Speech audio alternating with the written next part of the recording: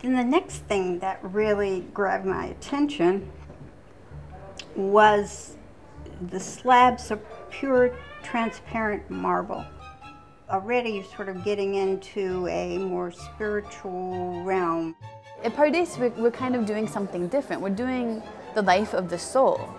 You know, the life of this thinking, breathing soul. And I know for sure, 100% that I am a much better person because of my contact with Pardes.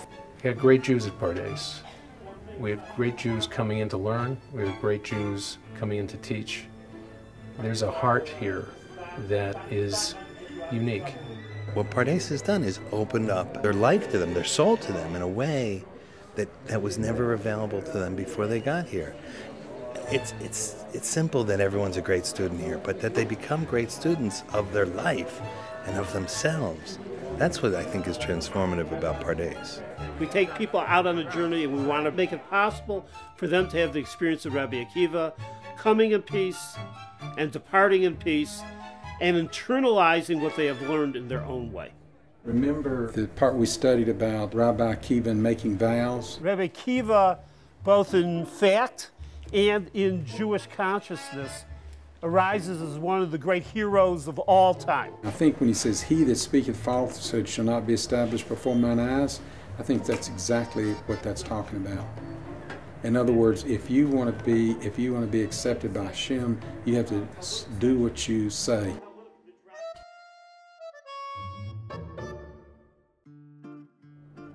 Moshe and LIbby Werthan are two of the most phenomenal lay leaders I have ever worked with. They have a way of asking us questions and pushing us in directions that push us farther than we would go ourselves. And that, I think, is great lay leadership. Who are these people? My sense of them is that they're people who, this is what we believe in, and we're putting everything behind it. Like, who's the guy with the southern accent walking around the hallway? But that's really the beauty, because they didn't need me to know how important to Pardes they were. They just built an institution, and then I was free to come here and let it change my life completely.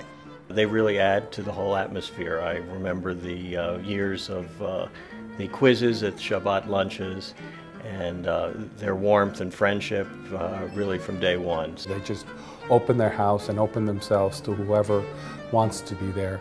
I've been part of the Parsha quizzes, including the time that I forgot to study. Many of us have had examinations in halakha and in Jewish knowledge from terrific scholars, but nothing as intense and nothing is as terrifying as Moshe's Friday night Parsha quiz. Either you know it or you don't. I got to know Moshe and LIbby because at the, I think, first or second hour after I left Pardes, my first visit, I got a phone call from Moshe inviting me to lunch. I was very innocent at the time, so I thought I was just going to lunch with Moshe.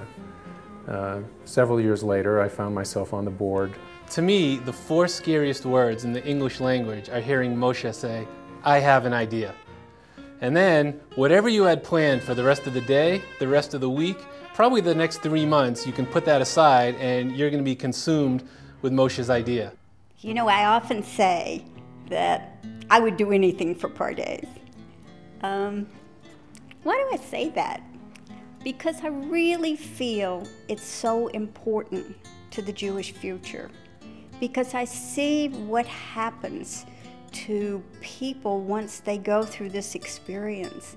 We've been involved now long enough, 18 years, to see them get married, have their careers, raise their children, and where our graduates end up, they're phenomenal.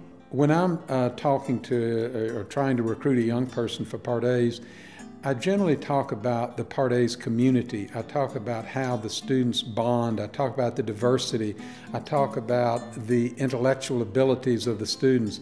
I tell them that it's difficult. It's not easy. You study all day and sometimes into the evening, but it's so rewarding, and you meet so many incredible people, and you go away with lifelong friends, and you leave feeling not just that you're Jewish or knowing that you're Jewish, but you feel Jewish in your heart. And that's all I can say. Moshe and Libby are not only brilliant leaders of Pardes, they exemplify the Pardes experience. Again and again, they throw themselves into Jewish text learning, into Jewish service, into the building of institutions, into the sharing of Jewish life, and they do so b'shalom, they do so in the most peaceful, engaging manner.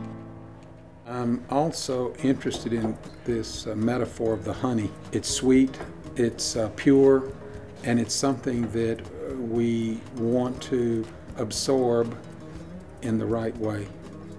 At Pardes, it's always text-based, and that means that within a very short time after hearing an introduction by the lecturer, you're going to sit down with a chavruta and you're going to learn together. Moshe and I decided to take one of the continuing education classes at Pardes, and we thought, well, we'll do chavruta.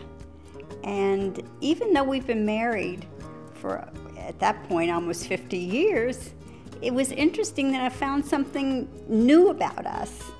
And that is, when we looked at a piece of text, Moshe is very detailed. He looks at every nuance, every little bit. And I tend to look at the broad picture, the big picture. And so when we put that together, we really come up with something. The question of whether a husband and wife should be chavruta really depends on the husband and wife and their relationship. Libby and I, as she mentioned, look at things in a completely different way.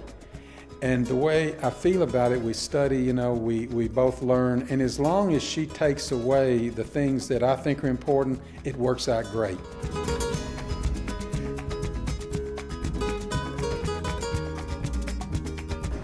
I think you're really a fabulous person. Oh, Libby. It's just a pleasure to be your chavruta. Oh, thank you so much. It's a challenge. You are a challenge, and give me a little new insight. Thank you. And something I really appreciate.